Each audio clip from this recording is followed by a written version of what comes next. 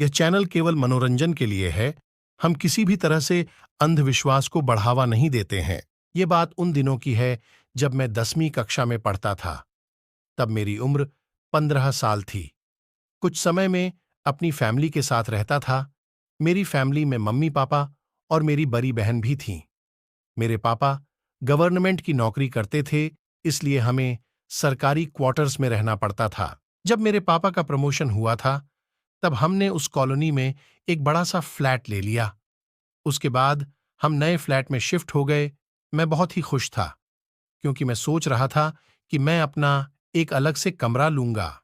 पता नहीं क्यों जिस दिन से हम उस घर में रहने के लिए गए थे, तब से मुझे उस घर में अजीबो-गरीब बेचैनी महसूस हो रही थी।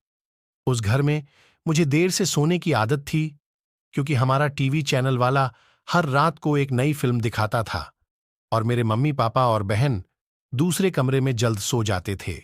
शुरू-शुरू में तो सब कुछ ठीक था, लेकिन अचानक मुझे एक रात को जब मैं अपने बेड पर बैठकर मूवी देख रहा था, तो अचानक मुझे रूम के बाहर से किसी की आवाज सुनाई दी। मुझे लगा कि मम्मी यहां पानी पीने के लिए उठी होगी। मैंने ध्यान नहीं दिया। हाँ, लेकिन मैंने टीवी का आवाज थोड़ा धीमा कर दिया। लेकिन 1-3 मिनट के बाद फिर से वही आवाज आने लगी। वह आवाज किसी औरत के चलने पर उसके पायल की आवाज आती हो, जैसे कि छन छन छन। बिल्कुल ऐसे ही आवाज आ रही थी। मैंने टीवी का आवाज बिल्कुल बंद कर दिया, लेकिन बाहर से वही आवाज आ रही थी, छन छन छन। ये आवाज सुनकर मेरा शरीर कांपने लगा और मेरे रोंगटे भी खड़े हो गए। आवाज लगातार आ रही थी और 6-7 सेकंड के लिए सुनाई देती थी, उसके बाद बंद हो जाती थी। बाद में 1-2 मिनट के बाद फिर से छन छन छन, जैसे कि कोई भारी पायल पहनकर चल रही हो।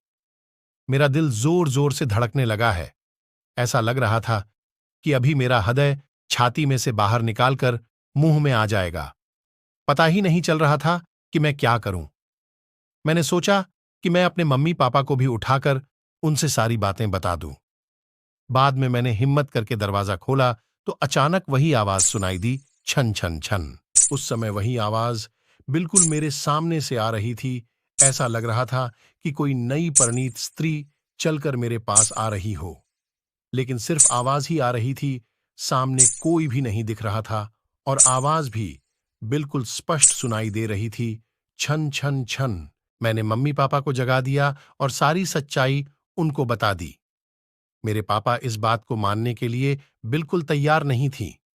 वैसे भी वह सब पूरी तरह नींद में थे। किसी ने मेरी बात पर ध्यान नहीं दिया।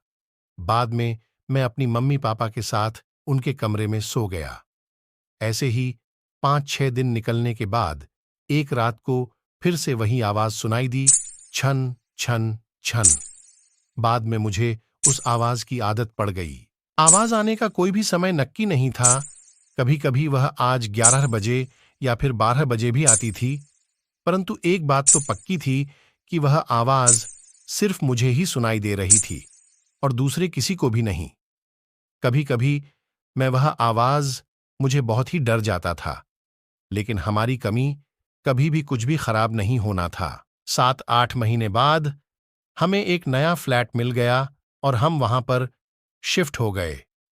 उसी फ्लैट में हमारी जगह पर जो नए लोग रहने के लिए आए थे, वह हमारे जान पहचान के लोग थे। उनका बेटा मेरा बहुत अच्छा दोस्त था और उनका फैमिली काफी बड़ा था। एक दिन वह चाचा हमारे घर पर आए और हमसे पूछा कि क्या आपको कभी-कभी कोई आवाज सुनाई दे रही थी। बस यही बात सुनकर मुझे पूरा यकीन हो गया था कि वह कोई मेरा वहम नहीं था। उस चाचा के पूरे परिवार ने वही आवाज सुनी थी। आखिर में मेरे मम्मी पापा को यकीन हो गया कि मैं झूठ नहीं बोल रहा था। बाद में उन लोगों ने घर में बजरगबली का पूजा पाठ करवाया। हमने यह बात जानने की कोशिश की, तब पता चला कि उसी प्लेट में एक फैमिली ने आत्महत्या की थी। तब जाकर पता चला कि उस घर में एक नहीं बल्कि 6-6 आत्माएं रह रही हैं। उस बात को 15 वर्ष हो गए और अब मैं बड़ा हो गया। मुझे पता नहीं है कि क्या आज भी वही आवाज सुनाई दे रही है या नहीं। लेकिन आज भी मैं उस आवाज के बारे में सोचता हूं तो मेरे मन में एक अजीब सा डर लगने लगता है। बजरंगबली की कृपा है कि आज सब कुछ ठीक है।